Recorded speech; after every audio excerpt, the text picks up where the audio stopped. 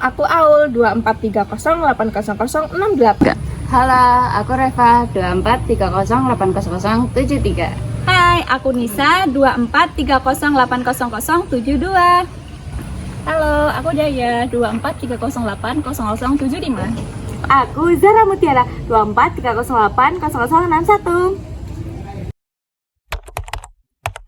Pernah gak sih kamu ngerasa capek? Bukan cuma hati, tapi juga batin. Rasanya kayak semua numpuk.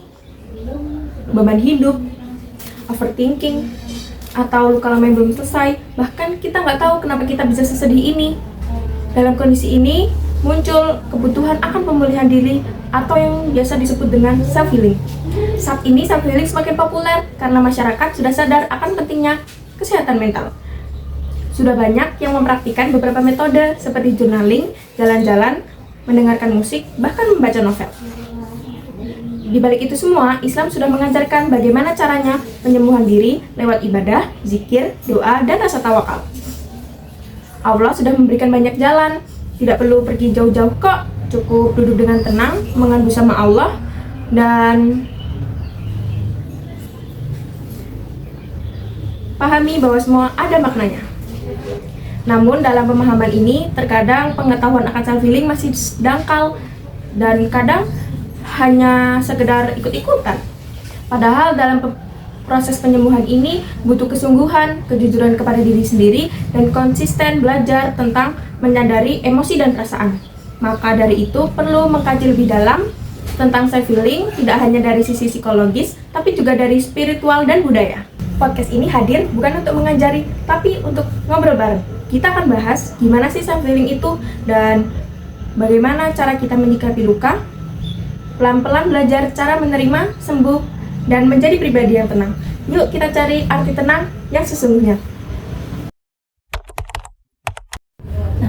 Self-healing atau penyembuhan diri adalah proses pemulihan mental, emosional, dan spiritual yang dilakukan oleh individu secara refleksi diri dan juga berbagai metode yang menunjang keseimbangan jiwa.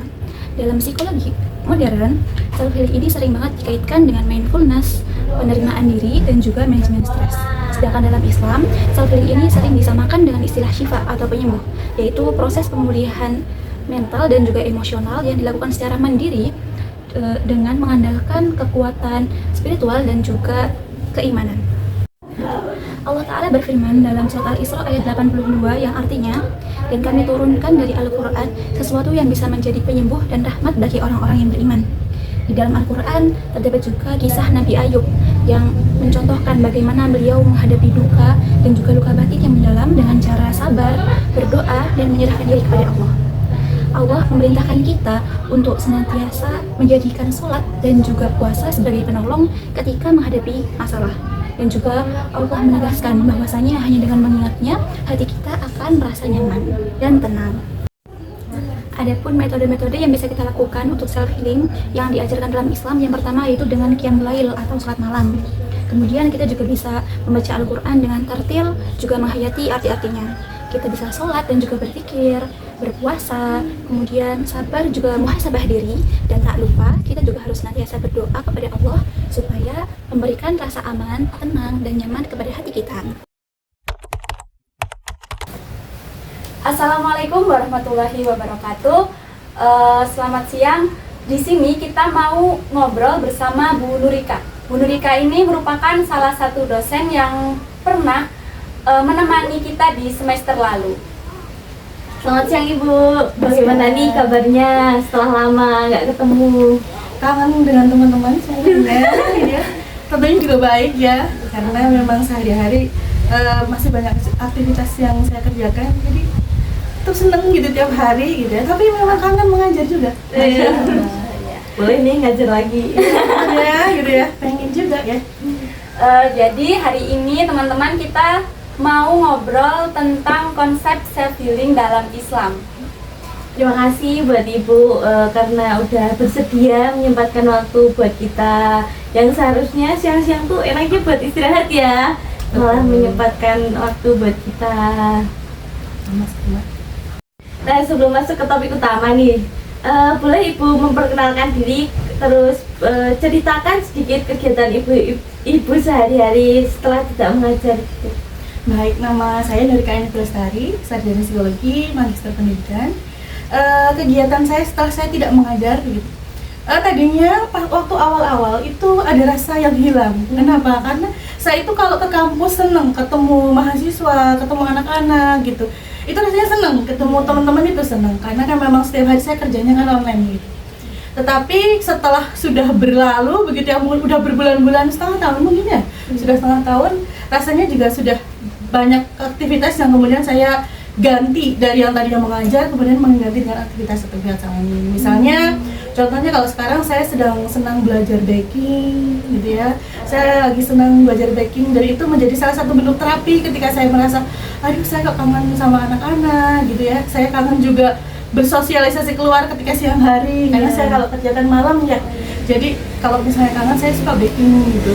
Dari baking saya juga belajar banyak di situ. Jadi misalnya kayak gagal coba lagi gitu. Itulah sehari-hari yang saya lakukan setelah nggak ngajar selama setengah tahun ini gitu.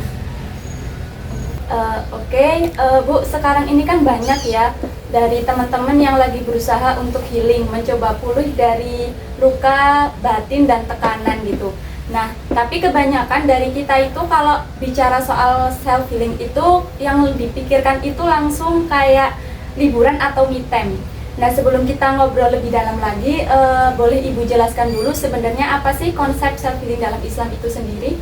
Baik, sebelum ke konsep self healing dalam Islam ya, dalam agama kita begitu, mungkin kita rinci dulu. Self healing itu berasal dari kata self dan healing. Healing itu apa? Berarti mengobati, menyembuhkan. Itu adalah sebuah action, adalah sebuah proses. Proses untuk apa? Menyembuhkan self diri sendiri dengan berbagai cara. Dari apa tadi yang Mbak sudah sebutkan? Luka batin, dari trauma, hal-hal yang mungkin mengecewakan gitu ya. Ada proses dari diri kita, dalam diri kita untuk menyembuhkan diri kita sendiri.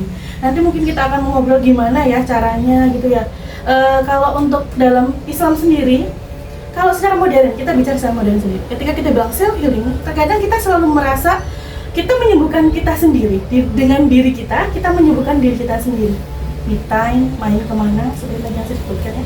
Tetapi di dalam Islam kita harus menyadari bahwa yang namanya self healing itu tidak selamanya kita itu benar-benar sendiri. Kita tahu bahwa ada Tuhan, ada Allah yang mengawasi kita, yang membersamai kita, dan kita nggak sendiri. Yang kita lihat pakai mata kita sendiri. Tetapi kalau di dalam Islam kita tahu bahwa ketika kita melakukan self healing itu ada Allah yang melihat kita, yang menjaga kita, yang tahu nggak cuma yang kita ucapkan, tetapi yang ada di hati kita. Jadi kalau di dalam Islam ya self healing itu berarti kita me time, tetapi kita sadar bahwa ada Allah yang bersama kita, melihat kita dan menjaga kita. Seperti itu. Menarik banget ya Bu, makna konsep self healing dalam Islam itu. Nah, tapi kami tuh yakin kayaknya banyak dari teman-teman yang penasaran apa sih bentuk konkret dari konsep self healing dalam ajaran Islam itu sendiri, dan adakah ayat Al-Quran atau hadis yang dijadikan rujukan dalam proses tersebut?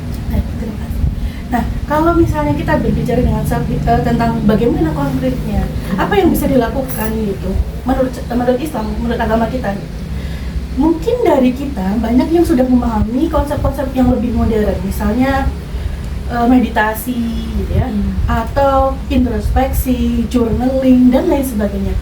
Padahal konsep-konsep itu dalam agama Islam itu sudah ada. Dalam konsep agama Islam itu sudah ada. Dari zaman dulu sudah ada itu. Mungkin dengan istilah lain yang mungkin kita apa sih itu? Misal contoh, ketika kita bilang tentang misal meditasi, menenangkan diri, kita mengenal ada yang namanya zikir. Kita mengingat Allah.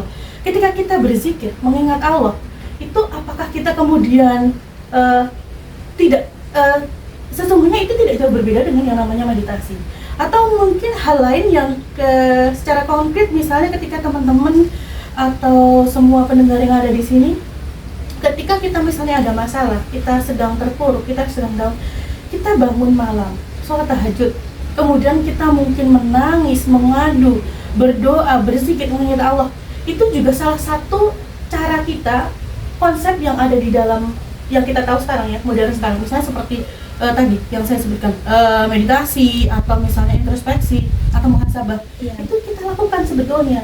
Sebenarnya itu konsep-konsep ada di dalam Islam, itu ada itu.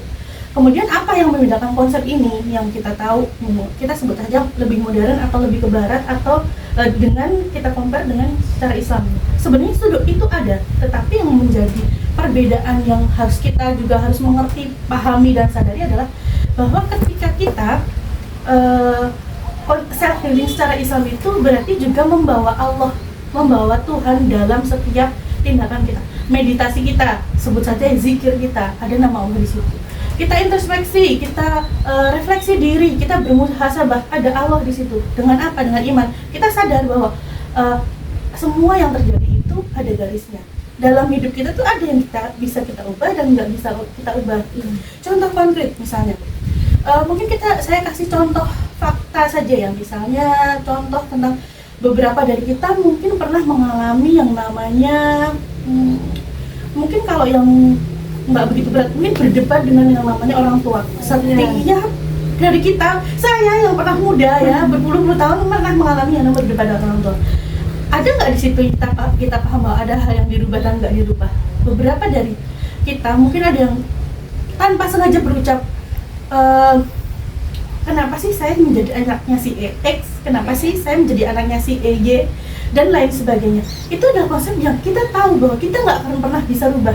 Orang tua kita ya sampai kapanpun itu orang tua biologis kita gitu. Sampai kapanpun gitu. Itu hal yang nggak bisa dirubah. Yang bisa dirubah apa? Yang ada di dalam situ mungkin dari kita sendiri dulu, kemudian dari environment kita, atau kalau misalnya kita bilang self healing dari kita dulu. Bagaimana kita menerima apa yang ada di sekitar kita, gitu ya. Mungkin contoh konkret lain ketika kita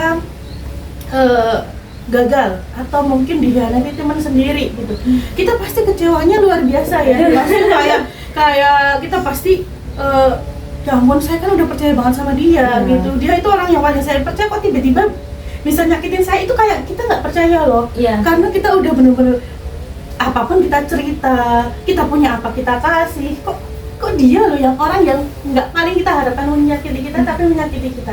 Tapi ketika kita menerapkan secara konkret self healing atau healing dalam Islam, maka kita sadar bahwa bisa jadi loh dia datang dalam fase hidup kita itu menjadi pelajaran yang bisa kita petik. Jadi nextnya kalau kita punya teman, kalau kita punya sesuatu, kita sadar bahwa namanya manusia itu punya emosi yang banyak, hawa nafsu yang banyak hal yang bisa merubah manusia. Jadi kita mungkin dengan kejadian itu, terjadinya itu, kita kedepannya nggak akan kejadian lagi. Tapi jadi kita belajar. Mungkin salah satu secara konkret hal-halnya seperti itu. Kemudian tadi mungkin secara berdasar Al-Quran dan hadis ya. Kalau saya berbicara tentang agama, saya mungkin masih merasa berat ya tanggung jawabnya ya. Jujur saya merasa masih berat gitu. Mungkin kalau misalnya di dalam Al-Quran itu kita, mungkin teman-teman bisa cek sendiri ya. Ada dikatakan bahwa dengan mengingat Allah itu kita bisa merasa tenang. Ada salah satu ayat yang mengatakan dengan mengingat Allah kita merasa tenang. Oleh karena itu ketika kita mendapatkan perasaan apapun, salah satunya ketika kita punya emosi marah, kita tuh kadang mengingat Tuhan itu susah. Kita kecewa mengingat Tuhan itu susah. Tetapi dengan mengingat ayat itu kita tuh sadar, walaupun kita nggak mau paksain, kita nggak bisa berdoa atau berzikir yang panjang, sebut saja nama Allah, itu secara tidak langsung membuat kita emosinya lebih meredam. Ya mungkin bagi teman-teman yang belum mencoba bisa dicoba gitu ya. Ketika kita merasa nggak tenang, merasa marah, kecewa, sebut saja nama Allah. Sama juga ketika kita konsep bahwa kita harus sholat, kita harus selain berzikir kita harus sholat. Kan beberapa dari kita kadang ya ketika hidup kita sedang down banget gitu, kita bukan cuman nggak mau sholat, tapi lebih ke iya betul. Jadi kadang-kadang merasa kayak Allah kenapa sih sama saya gitu ya. Kadang-kadang seperti itu kan. Nah dengan kita mencoba memaksakan diri, membuat kepala kita itu ada di bawah bersujud. Kepala itu bagian tubuh kita yang paling utama ya. Coba kalian dijita kepalanya marah, kita disakitin marah, ini semua yang ngatur kita ada di sini. Tapi kita benar-benar bersujud ke Allah, menyadari bahwa saya itu nggak ada apa-apanya. Dan kalau di Al-Quran dan di Al-Quran juga disebutkan bahwa nantinya kita semua itu akan kembali ke Allah. nggak ada yang di dalam diri kita itu punya kita, yang benar-benar punya kita. Semuanya itu akan kembali ke Tuhan. Mungkin seperti itu.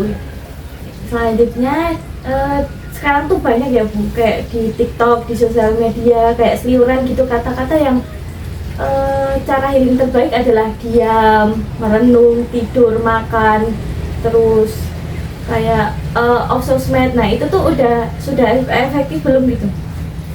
Kalau bilang efektif atau belum, kalau itu lebih ke kayak males aja ya. Iya nggak sih? Kalau yang cuma tidur, makan, scroll TikTok itu mager gitu ya. Itu belum, tentu saja kalau bilang efektif atau enggak, tentu nggak efektif. Kenapa? Karena dia ketika kita yang namanya self healing itu berarti bukan cuma proses menyembuhkannya, tetapi menerima apa yang terjadi, menerima takdir Tuhan yang terjadi ke kita. Kita nggak bisa loh kembali ke kayak nggak di drakor, kayak bukan di drakor yang kita tuh bisa balik waktunya terus memperbaiki, nggak bisa. Kita tahu yang udah kejadian ya udah gitu. Yang bisa dilakukan ya memang benar ketika misalnya tadi marah, diam. Karena apa? Ketika kita marah, kemudian kita mungkin bertindak sesuatu, entah bicara atau entah berbuat sesuatu, itu biasanya hal yang tidak diinginkan. Karena ketika orang marah, entah mau melempar sesuatu atau mungkin kata-katanya kurang baik gitu ya. Tahan, diam. Kalau di Islam itu selain diam, mungkin kita duduk, berbaring, atau mungkin berpindah tempat gitu. Jadi supaya enggak berada di situ. Kalau di situ kan pasti akan marah terus ya gitu. Jadi berusaha untuk kayak bukan menghindar ya, lebih kayak saya tahu kalau saya nanti tetap di situ mungkin akan meledak lebih besar lagi gitu.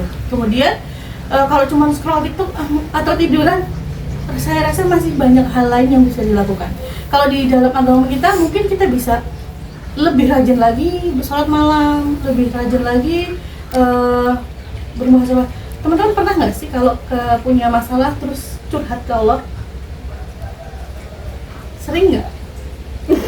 Atau cuma nangis doang aja terus scroll TikTok?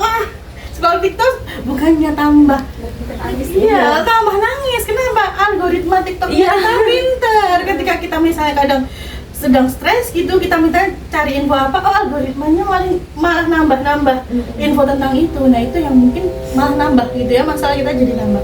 Nah cobalah untuk mungkin curhat ke, kita mungkin nggak bisa curhat ke siapa-siapa kadang-kadang ya. Mau curhat ke orang tua, masalahnya sama orang tua. Curhat ke kakak adik, masalahnya sama mereka gitu. Atau curhat ke mereka, nanti ketahuan orang tua. Atau saya curhat ke teman, nanti bocor gitu. Yang namanya manusia kita nggak bisa loh. Ya. Coba aja, kalau misalnya pas sholat malam ceritanya ke Allah, pasrahkanlah ke Allah. Dan yang paling penting adalah harus sadar bahwa ini tuh kejadian itu kalau nggak seizin Tuhan, kalau nggak seizin Allah itu nggak bakalan kejadian. Yang saya bisa lakukan adalah mengambil pelajaran apa yang sudah terjadi. Kecuali kalau ada kayak di film drakor tadi ya udah reset aja, saya balik, saya perbaiki kayak gitu. Betul gitu. Gitu sekiranya seperti itu. Bagaimana cara Islami buat mengelola emosi, marah, sedih, dan stres? Dan adakah tips untuk mengelola itu dari tadi sudah mungkin saya sebutkan ya, ketika kalau kita marah mungkin lebih baik diam atau duduk atau berbaring ya, seperti yang diajarkan di dalam agama kita. Karena memang betul, apalagi kalau kita yang mulutnya nggak bisa kekontrol, nah itu bahaya. Ketika kita marah ngomongnya itu langsung, padahal biasanya setelah itu nyesel. Karena ya tadi saya bilang gitu ya, dia sakit banget nggak ya hatinya pas saya umpat kayak gitu katakanlah gitu ya. Itu pasti kita nyesel ketika kita mungkin habis sebel terus nendang apa gitu, aduh pecah misalnya gitu kan, kita nyesel kadang-kadang setelah itu. Nah oleh karena itu kenapa di dalam Islam diam? Karena dengan diam atau menghindar atau mungkin tadi katakannya berbaring atau duduk, kita itu sedang mengubah, ibaratnya kayak menurunkan apa yang ada mungkin di kepala kita yang benar-benar mau keluar itu, kita turunin dulu, kita apa sih kalau tenangkan dulu diri kita supaya nggak keluarnya itu nggak semengerikan yang tadi ya, misalnya kayak ngomong kata-kata kasar gitu. Jadi kita sambil menurunkan ego, emosi, marah itu kita bisa diam, kemudian ya percaya atau enggak, memang kalau kita diam dulu atau mungkin menghindar dulu, marahnya nggak akan seperti itu. Karena kita kemudian juga mencoba mencerna, bisa jadi loh yang membuat kita marah tadi itu kita juga ada andil salahnya bisa jadi, atau ada hal-hal yang kita bisa ambil. Kalau saya marah bisa jadi tuh piringnya ibu satu lusin pecah misalnya gitu ya kan, hal-hal kayak gitu. Jadi banyak hal yang kemudian ketika dalam diam kita juga menurunkan ego kita. Dan satu lagi, kita juga bukan cuman berbicara tentang diri kita ketika kita marah dan diam, tapi kita juga berbicara tentang lawan kita. Ketika lawan kita melihat kita marah, coba deh kalau kita misalnya kita nih berantem sama kakak kita marah, kakak kita tambah marah nggak? Iya. Pasti tambah marah. Tapi kalau kita diam, dia pasti kok adik saya kok tiba-tiba diam gitu ya, kok adik saya kok nggak ngelawan. Nah itu bukan cuma kita yang introspeksi, tetapi juga orang lain juga introspeksi begitu. Kemudian kalau untuk yang sedih, kecewa, ya seperti tadi banyak hal yang pasti membuat kita dalam itu tuh kecewa. Coba teman-teman semuanya yang mungkin nonton di sini yang pernah misalnya mau daftar kampus tertentu gagal, akhirnya masuk UMP, ngapain saya di UMP, gak jadi ngekos deh, aduh gini dan lain sebagainya misal gitu ya. Itu pasti kecewa, apalagi kalau sudah ngerasa kayak pasti saya masuk nih, saya bisa nih. Nah itu kecewa nggak bisa dibayangkan dengan kata-kata. Kalau saya paham itu, namanya saya kayak pasti udah kecewa banget, dan juga mungkin malu karena aduh teman-teman saya loh yang rankingnya 5 terbawah atau 10 terbawah dia masuk universitas negeri loh gitu dan lain sebagainya. Itu kadang ada rasa kecewa sendiri ya. Tetapi sekali lagi dalam Islam kita juga mengenal konsep berdamai dengan apa yang sudah terjadi. Yang tadi qada dan qadar, Allah itu sudah menentukan jalannya, dan Allah sudah menentukan porsi, bahwa kita itu setiap orang itu punya porsinya masing-masing. Misalnya ujian yang ada di saya beda dengan ujian yang buat untuk teman-teman, sudah diukur sendiri-sendiri itu. Gitu. Ibu maaf kalau boleh personal nih, pernah nggak sih Ibu kayak mengalami masa-masa sulit secara emosional atau spiritual, dan bagaimana cara Ibu mengatasi masalah tersebut? Untuk manusia seperti saya yang usia 30 ke atas tentu saja sudah seperti roller coaster, sudah naik turun, sudah banyak hal-hal yang sudah mungkin terjadi. Misal ketika mungkin kita kehilangan seseorang yang kita nggak pernah bayangin bahwa kita akan kehilangan seseorang tersebut dalam waktu yang cepat, dalam keadaan kita yang nggak siap. Nah itu pernah terjadi dalam kehidupan saya, benar-benar nggak siap, dan saya nggak ada pemikiran bahwa saya akan kehilangan beliau, itu nggak pernah ada pikiran di situ. Jadi ketika kehilangan itu drop, apalagi yang drop bukan cuma saya, tapi orang-orang di sekitar saya juga semuanya drop. Dan itu benar-benar kayak di titik saya merasa kayak saya itu nggak ada apa-apanya ya. Emang semuanya itu cuman mampir aja di dunia itu, kayak cuman mampir aja gitu. Kemarin kita masih bisa cerita macem-macem, ketawa-ketawa, planning macem-macem. Kok seminggu kemudian udah nggak ada beliaunya gitu ya. Jadi banyak hal-hal yang membuat saya jadi kayak terkadang dalam hidup itu memang menerima dengan sadar itu keharusan buat saya. Dan banyak juga hal misalnya kayak saya juga punya pengalaman yang sama, misalnya kayak mau pendaftar negeri nggak lolos, terus masuknya UMP, itu kecewanya luar biasa gitu. Apalagi di jurusan saya yang nggak mau waktu pertama kali dulu. Saya di jurusan yang saya kurang begitu mau menjadi guru gitu. Itu saya mau Pak jadi guru. Ya itu kecewa banget gitu. Tetapi kalau misalnya kita bicara tentang ujian hidup gitu, ada satu hal yang menjadi titik balik. Yang namanya manusia itu pernah ada di masa low ya, mana kita itu kayak kehilangan nggak cuman arah, tapi kehilangan kepercayaan kita sama Tuhan, sama Allah. Kita tuh kayak bertanya-tanya, ya Allah kok saya ya yang ngalamin gitu, yang lain itu kok kayaknya enak ya hidupnya, kok saya yang ngalamin gitu. Jadi kayak ada masa-masa saya bertanya-tanya gitu. Tetapi kemudian saya introspeksi diri, ada satu hal yang membuat saya selalu kembali. Ini yang sampai sekarang saya selalu terapkan.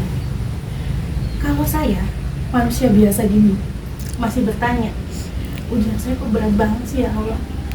Ayo lihat lagi kisah Nabi dan Rasul yang sakitnya yang berpuluh-puluh tahun, yang kehilangan orang tersayang, yang dicaci, yang diludahi dan lain sebagainya. Loh, mereka itu siapa? Mereka itu orang-orang yang sangat dicintai Allah, yang orang-orang terpilihnya Allah. Allah sih cinta itu pada Nabi dan Rasul, tapi ujiannya seberat itu. Lah saya gitu loh, gitu. Dan saya itu mau minta apa gitu.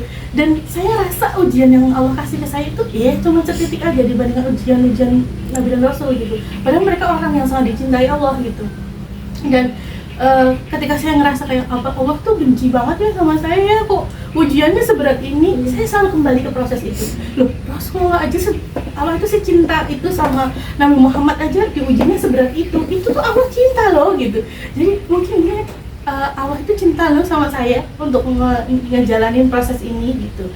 Nanti pasti akan membaik dengan sendirinya gitu ya, dengan usaha yang bisa saya lakukan, dengan ya selalu berrasulullah gitu ya gitu. Seperti itu. Nah, terakhir nih, adakah pesan untuk mereka yang ada di luar sana yang lagi berjuang dalam proses self healingnya? Oke, baik. Untuk teman-teman semuanya yang mungkin sedang berproses dengan self healing, yang pertama adalah yang namanya self healing itu kan proses. Kalian pelan atau lambat atau sepertinya kayak kapan ini selesainya, nggak masalah, karena yang namanya proses itu tidak selalu cepat.